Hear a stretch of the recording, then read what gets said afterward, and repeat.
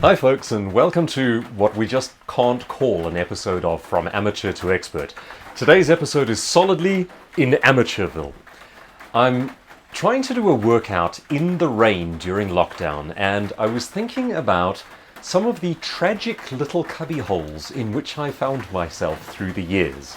The first one that springs to mind, when I just started out as a professional speaker, I did a little work for one of our cellular providers in my nation. And it was real entry-level stuff, basics of customer service, basics of telephone etiquette, introduction to sales 101.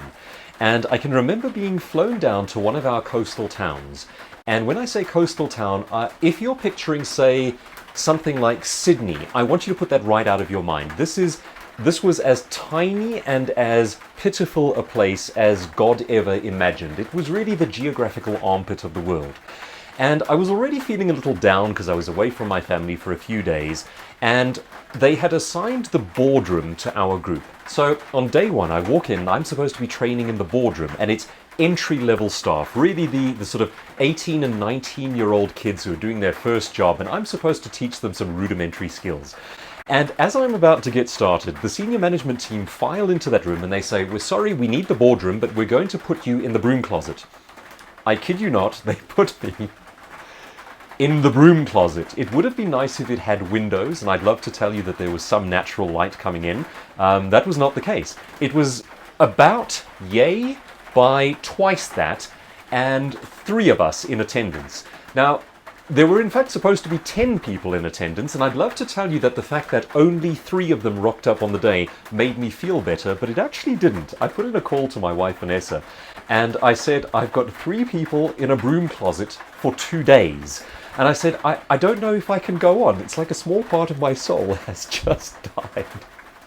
So that was my first encounter with a pitiful little broom closet of a space. The next one along, I joined Toastmasters, and I owe my career to Toastmasters. That's the first thing that drew me out of being something of an introvert, and I actually now speak all over the world as a result of the skills that I learned with Toastmasters, so I talk them up wherever I possibly can. I owe them a great debt of gratitude. And during one of the contests, they have speech contests all around the world. There I am, I've got my best suit on, I've memorized every word of my script, and I go into the bathroom and I lock the little cubicle door, and the little cubicle door lock comes off in my hand, and I look at it and I think, I'm on in 15 minutes. So the first thing you try and do is you bang helplessly at the door. That didn't work at all. I then tried to climb under the door. There wasn't enough space. Ultimately, I discovered that if you don't mind the rat droppings on top of the cubicle door, you can climb out that way. And that was how I got myself psyched up and prepared for my speech. The next time I got myself caught in a tragic little cubicle was a bathroom as well. My wife Vanessa is pregnant with our first and only son. And we are at prenatal classes, which is basically how to baby for those who have never babied before.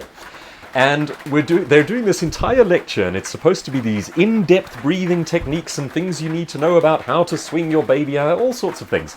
And again, walk into the bathroom, close the door, and it locks. Now, this was held in the hospital in the evening, and the staff went home, so there was no one there. I spent the next hour, I think it was at least an hour, locked into that little bathroom. And you can watch the full video of that one. I decided to document it by clicking on the link over here. Now, flash forward a couple of years, and I find myself in lockdown in the middle of a global pandemic, working from home and trying to get a gym workout done. Now, a couple of days before the pandemic broke out, or rather before our lockdown, I went into the store and I managed to find myself a couple of plates. If you work out regularly, you'll know that probably the most useful plates you can get are the 10 and the 20 kilogram ones, which is roughly about 18 and somewhere in the region of about 40 pounds if you're watching around the world. All I could find was little 5 kilogram weights. So what I've done is I've loaded them into a tog bag, and today's shoulders, so I'm going to have to try and lift the little tog bag full of weights.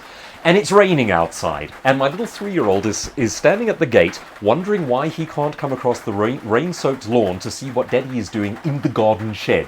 So here I am, I'm all prepared, I've got my little bottle of protein, I've got my weights loaded into my bag, and I'm feeling sorry for myself. My most pitiful moments seem to be lived in little cubby holes. But let's not get down on ourselves, as the Brits say, keep calm and carry on, stiff upper lip. What I'd like you to do is to post in the comments section below, what is the most pitiful little cubby hole you've ever had to do any kind of work in, whether it was a workout, something fun that you were trying to do, or whether it was something professional, and you found yourself in a pitiful little cubby hole, the saddest, most pathetic places you have had to work. Tell us about them. Let's have a good laugh.